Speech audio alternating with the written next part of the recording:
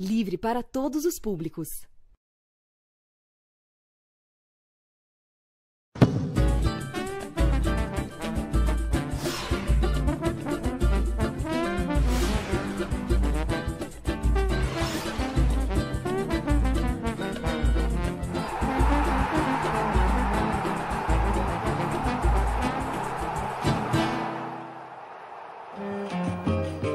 Venho por meio dessas mal traçadas linhas comunicar-lhe que fiz o samba pra você, no qual quero expressar toda a minha gratidão e agradecer de coração tudo que você me fez com o dinheiro você me deu. Comprei uma cadeira na Praça da Bandeira. Olá, amigos da TVT, da Rádio Brasil Atual. O assunto hoje é Adoniran Barbosa, vejam vocês. E eu tenho aqui um jovem do meu lado, o Pedro Serrano, que resolveu partir para cima da carreira, da história, da obra do Adoniran e começou a fazer curta, documentário, longa, exposição. Então vamos por parte. Como é que você foi atrás do Adoniran? O que te encantou? O que te chamou para você fazer tanta coisa em relação ao Adoniran? Então, Zé, eu acho que assim, todo mundo que é autor, gosta de escrever, seja para literatura, para filmes, tenta colocar na sua obra um pouquinho de si próprio, né? Da sua história, da sua visão de mundo, do seu lugar. E querendo ou não, falar de Adoniran para um paulista é falar um pouco da sua história, do seu lugar, né? Eu me lembro que o primeiro contato que eu lembro de ter com Adoniran foi aos 4 anos de idade, ou 5, na escola. O professor de música ensinava as crianças a cantar a tauba de Tirar o Álvaro. E aquela coisa, aquela maneira de falar errada dele seduzia muito as crianças. Todo mundo ria. Exatamente, é divertidíssimo. Então ele já começa tendo esse apelo na primeira infância e é uma maneira que os pais passam para os filhos, né? O Adoniran prevalece, acho que pela tradição oral, né? Apesar de não tocar mais na rádio, todo mundo fala, meu avô ouvia isso, ou meu pai, eu escutava muito isso em casa e vai passando de geração em geração. Então, como paulistano, eu já me lembro de ter esse contato com ele na escola de muito pequeno. Assim que eu comecei a me colocar como cineasta e queria contar uma história, um certo dia, ouvindo Saudosa Maloca, eu falei, puxa vida, mas olha... Por que não, Adoniran? Por que não contar essa música que é tão visual, essa narrativa que ele traz no samba já? É um personagem tão enraizado já no imaginário coletivo de todos, não acho que só dos paulistanos, dos brasileiros, né? Joca, Mato Grosso, Iracema... Enfim, eu comecei por Saudosa Maloca, até que eu falei, não, eu não vou filmar Saudosa Maloca, o que eu vou fazer é uma brincadeira de uma viagem onírica aí pelo universo do Adoniran, onde ele cruza com os próprios personagens dele. Isso tem quanto tempo? Isso foi em 2014. 2014. Aí, então surgiu primeiro a ideia de fazer um filme. O curta-metragem Dá Licença de Contar. Um curta. Exatamente. Dá Licença de Contar. Que nós lançamos em 2015, ele correu muitos festivais no Brasil, fora do Brasil. Foi muito prazeroso acompanhar a carreira do curta e a reação das pessoas a ele. Paulo Miklos do papel de Adoniran? Sim. Paulo Miklos no papel de Adoniran, porque aí o segundo questionamento foi, ok, já que eu vou fazer essa brincadeira de que como nas músicas, né, o Adoniran diz eu, Mato Grosso e o Joca, então esse eu, quem vai ser esse eu? Né, quem vai fazer o Adoniran? Puxa, quebrei a cabeça há muito tempo, até que um dia, ouvindo o Paulo Miklos na rádio, o meu primeiro insight foi por causa do timbre de voz. Tá. Falei, puxa, ele tem aquela rouquidão que a gente precisa, ele é uma figura paulistana. E virou um baita de um ator. Exatamente. Também. Aí que tá. Ele tinha esse elemento fundamental que eu precisava de um ator que segurasse a onda musical durante o filme também. E ele topou na boa, achou que era legal, ele fazia Adoniran, se espantou com eu, Adoniran, então ou se encaixou logo de cara.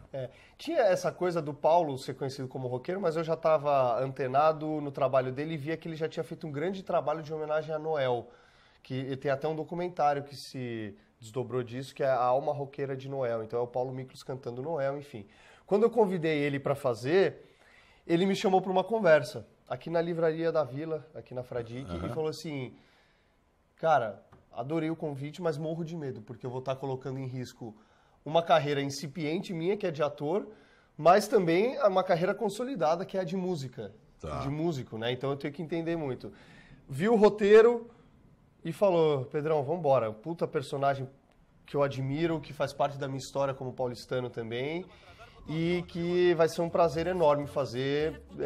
Não fez por questões financeiras, porque obviamente que curta-metragem não oferece ninguém que faz. Quanto tempo tem esse curta? Quanto a duração? 15 minutos. 15. E embarcou. O Paulo foi um baita parceiro, assim, que embarcou na viagem. Tá. E eu acho que fez um Adoniran muito legal, porque apesar de pegar muitos dos trejeitos e a gente caracterizar, ele nunca... Eu sempre pedi isso pra ele e ele foi o primeiro a propor. Ele nunca tentou imitar o Adoniran, porque aí vira aquela coisa de imitação que nunca chega igual. Ele tentou muito mais sentir o Adoniran e eu acho que ele sentiu muito bem. Eu já vi um trecho, é muito legal mesmo. Mas desse curta, esse foi o pontapé inicial da sua relação com a Adoniran. Exatamente. Qual foi o caminho que começou a percorrer aí?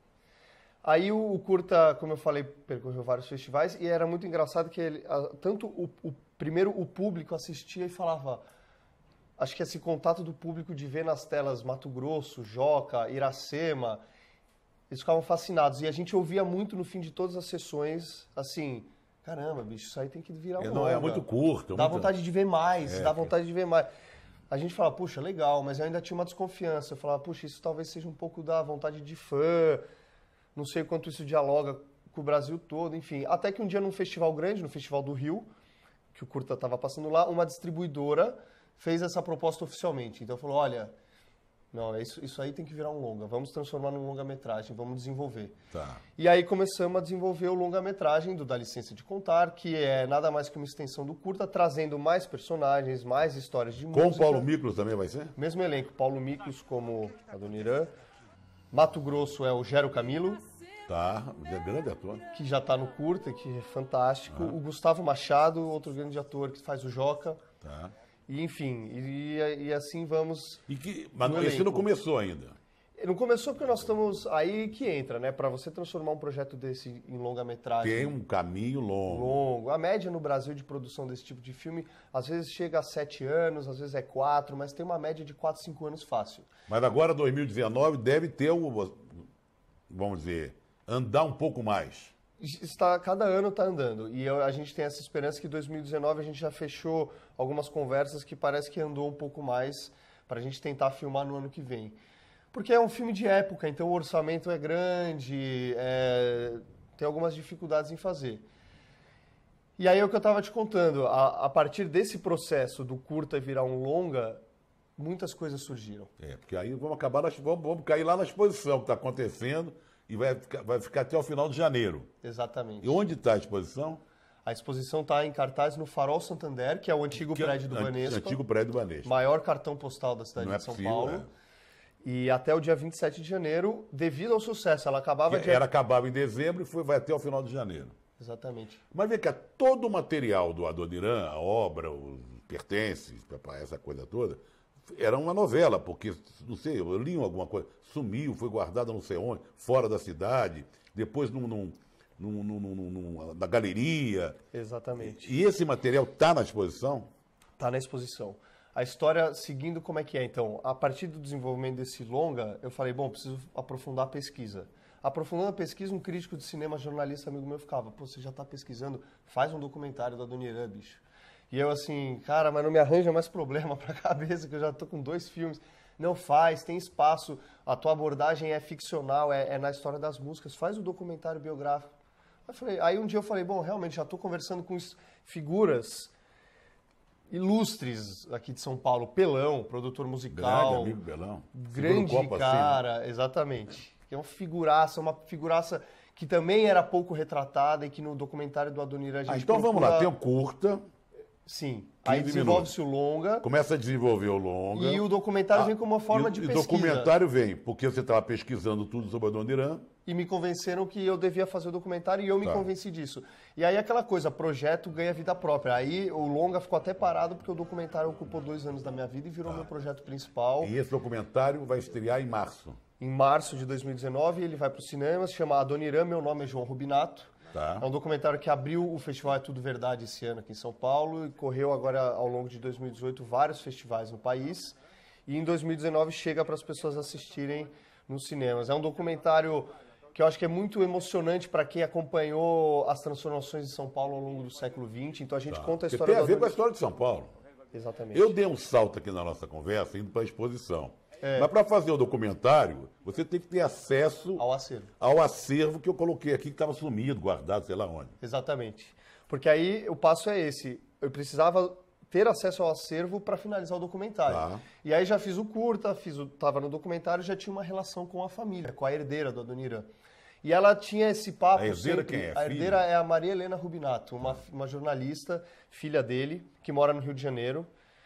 E ela sempre nos contava dessa saga. O acervo do Adoniran estava há mais de 10 anos encaixotado, sem ter um espaço para ser exposto. E mesmo quando ele esteve exposto, ele nunca teve uma exposição digna. Ou seja, como é que foi? Quando o Adoniran morreu, a Matilde... Quando ele morreu? Ele morreu em 82. Tá.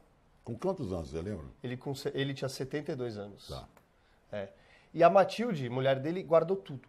Tudo. Desde as coisas mais importantes... Que são as entre aspas. do tipo, o papelzinho do cigarro que ele enrolava e fumava, ela guardava. Assim. Tá.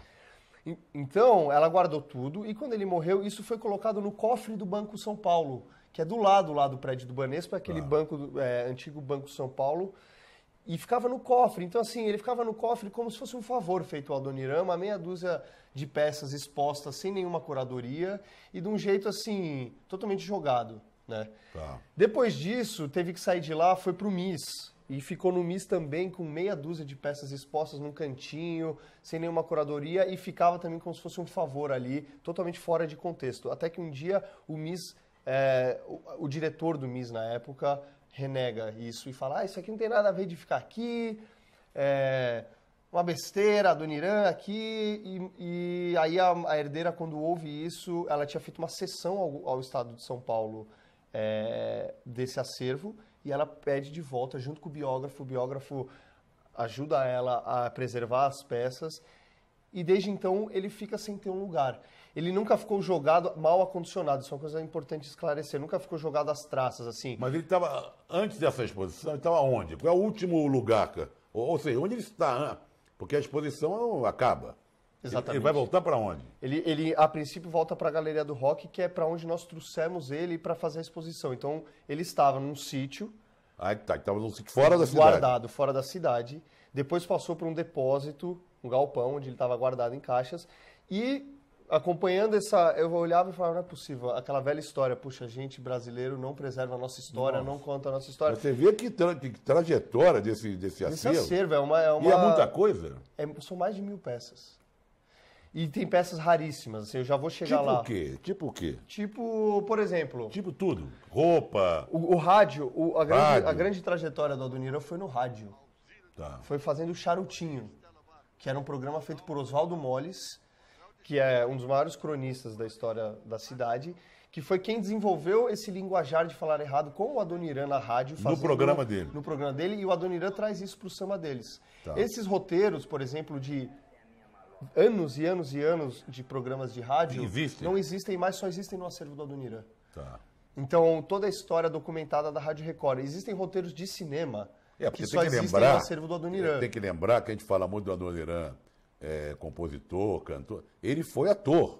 Até no Cangaceiro ele trabalhou, pô. Exatamente. Cangaceiro, que foi um filme premiadíssimo, feito pelo Lima Barreto. Exatamente. E que, por exemplo, olha essa curiosidade, o Lima Barreto, na sequência, ia dar para o Adoniran o maior papel dramático dele, o papel mais importante, ia fazer o filme mais importante da carreira dele, Lima Barreto, que era O Sertanejo, que era contando a história da Guerra de Canudos. Tá. E o Adoniran ia ser Antônio Conselheiro. Que é isso, pô? É mesmo? Tem testes de maquiagem, ele barbudo... Só que o que acontece? O Lima Barreto tem foto, tá tudo na exposição. Nossa, que legal. Tá tudo na exposição. E nós temos o único roteiro existente, eu acho, talvez exista algum outro, mas eu não tenho notícia e registro disso, do roteiro original dado pelo Lima Barreto ao Adoniran com autógrafo, e o roteiro dessa obra lá tá na exposição e é do acervo. Legal. Porque o que acontece? O filme nunca é realizado.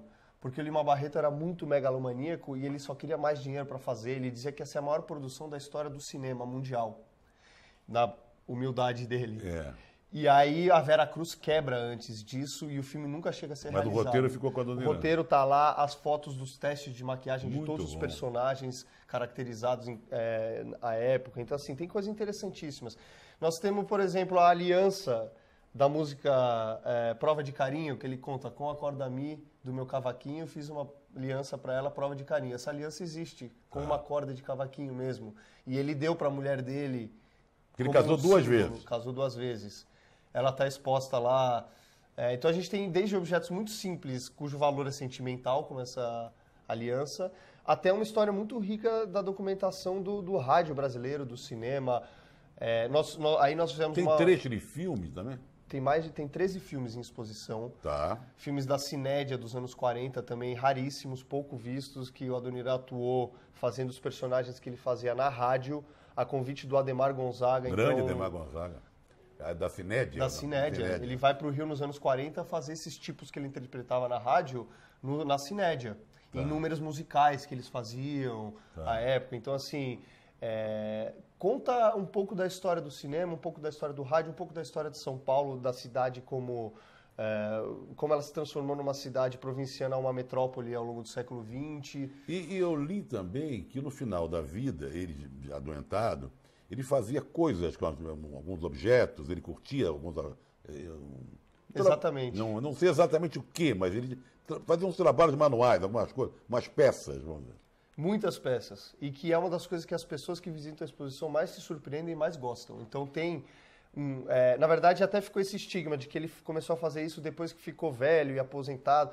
Na verdade, ele fez isso a vida inteira. Você acha no acervo fotos dele jovem, com 40 anos, assim, já com as bicicletinhas na mão. E o que é? Seriam modelos assim de bicicletinha, de avião? São tudo. Miniaturas de bicicleta, que ele só usava materiais recicláveis, aço, ferro, alumínio, madeira.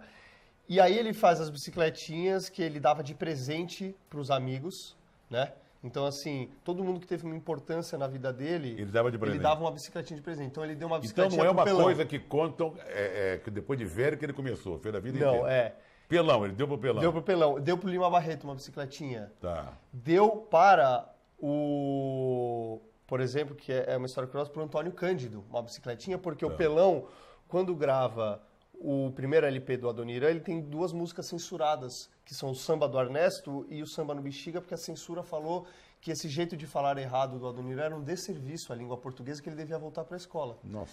Aí o que o Pelão faz? No segundo disco, chama o Antônio Cândido para fazer a contracapa. E aí o Antônio Cândido faz um texto lindíssimo sobre o Adoniran, que vira o texto definitivo sobre o Adoniran. E essa aí censura o Adoniran... foi no governo, já na ditadura aqui? Sim, 74, se eu não me engano. E aí o Adoniran, quando lê o texto do Antônio Cândido, fica emocionadíssimo e faz uma bicicletinha para ir lá presenteá-lo. Era o jeito dele. Mas fora as bicicletinhas, o que o público gosta muito de ver na exposição são objetos de porte maior que ele fez. Então ele fez um trem, que a gente fala que é uma homenagem ao trem das 11, elétrico. Ele era um artesão... Trem elétrico? Então, assim, um trilho enorme. E o trem anda no trilho, assim, ele funciona. Tá. Tem um parquinho de diversões do tamanho de metade dessa mesa que você liga... E funciona no motor também, super então, trabalhado nos detalhes, super habilidoso. Agora, o início da vida dele em São Paulo foi bem duro, né? Porque ele era um sujeito pobre, que para sobreviver tinha que entregar marmita. O andar pelas ruas de São Paulo que o inspirou também a construir uma obra falando da cidade, dos personagens e tal. Totalmente. É esse olhar de cronista, né? Uhum. Ele conta que ele começou na rádio como? Porque ele era entregador de tecido em determinada época, que já era melhor. Ele foi entregador de marmita, depois de tecido. E aí ele parava na rádio para ficar tentando poder aparecer como calouro ou aí como cantor. Como cantor. Não como compositor. E ele não conseguiu. O Adoniran se dizia triste porque ele foi muito chutado mesmo. As pessoas... Num primeiro momento não reconhece a voz dele, então ele não conseguiu como cantor, e aí que ele consegue entrar na rádio como intérprete de tipos cômicos. E aí sim, ele e o Oswaldo Molles tinham esse exercício que você cita, de sair pelas ruas e ficar antenado na fala das pessoas, nos costumes, nos hábitos, e aí eles trazem isso para os programas de rádio, e aí o Adoniran tem essa sacada de tirar da rádio e pôr nas E músicas dele. parceiros dele, como aparecem na exposição e como vão aparecer no documentário? Aparecem. Bom, o Pelão, por exemplo, que conta que o Adoniran deu parcerias para ele, é um dos grandes personagens que a gente traz na exposição e no filme. Eduardo Gudim, Grande Gudim. grande parceiro dele e amigo. Carlinhos Vergueiro? Carlinhos Vergueiro, uma grande figura, super próxima do Adoniran. Carlinhos era um garoto, Adoniran um senhor, e Era ele uma fala que diferença grande, os dois se juntavam e ele não sabe se os dois viravam velho, mas ele imagina que os dois viravam dois garotos e não tinha diferença. Então o Carlinhos dá depoimentos muito legais, tanto no filme, quanto coisas que a gente documentou e colocou na exposição também.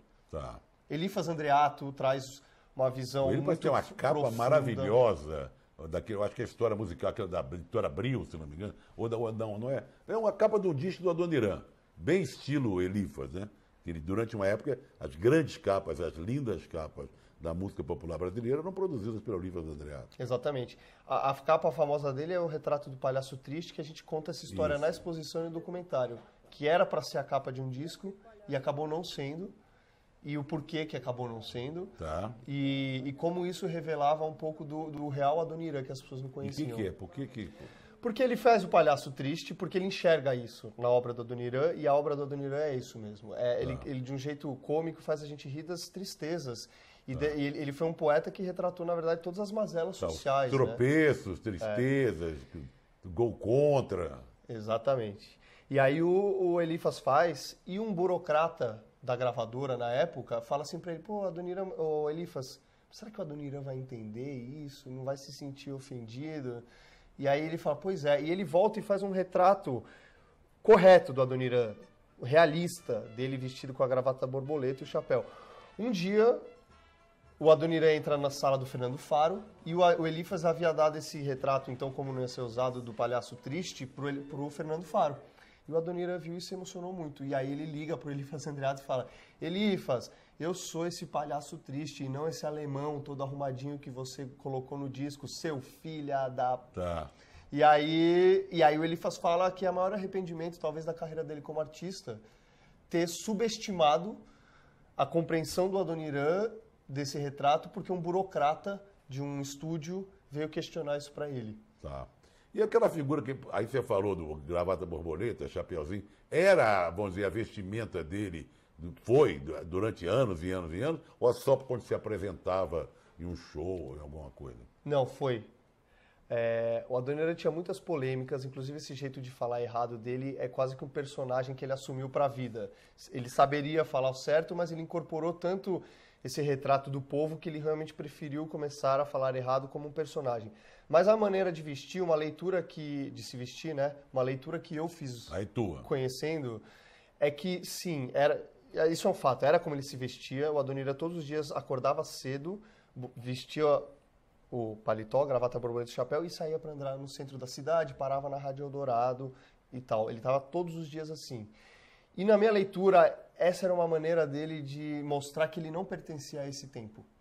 O Adoniran era um cara do começo do século e que foi quase que um Dom Quixote lutando contra o que ele chamou do progresso.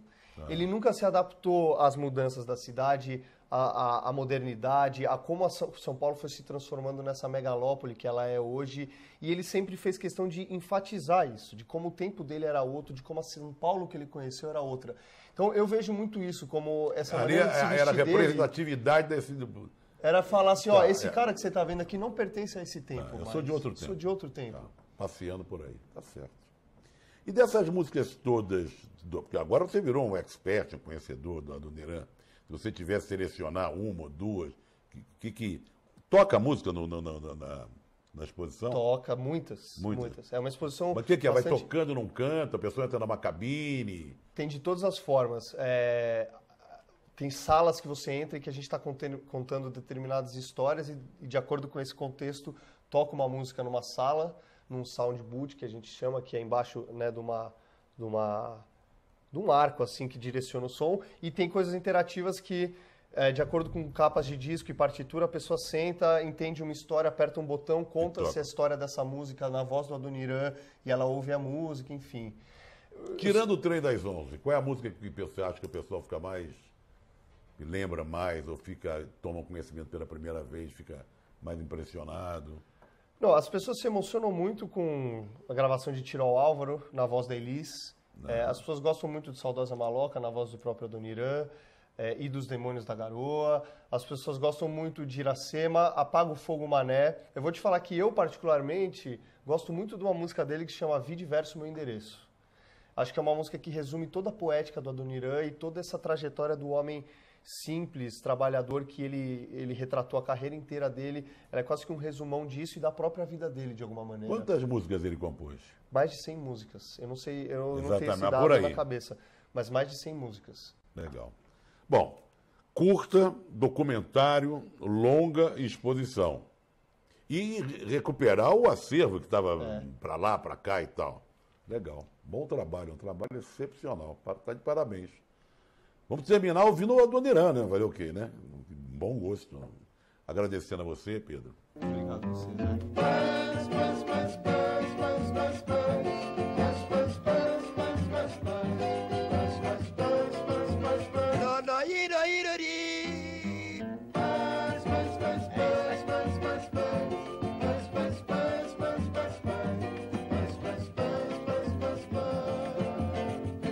O Ernesto nos convidou para um samba, ele mora no Brás.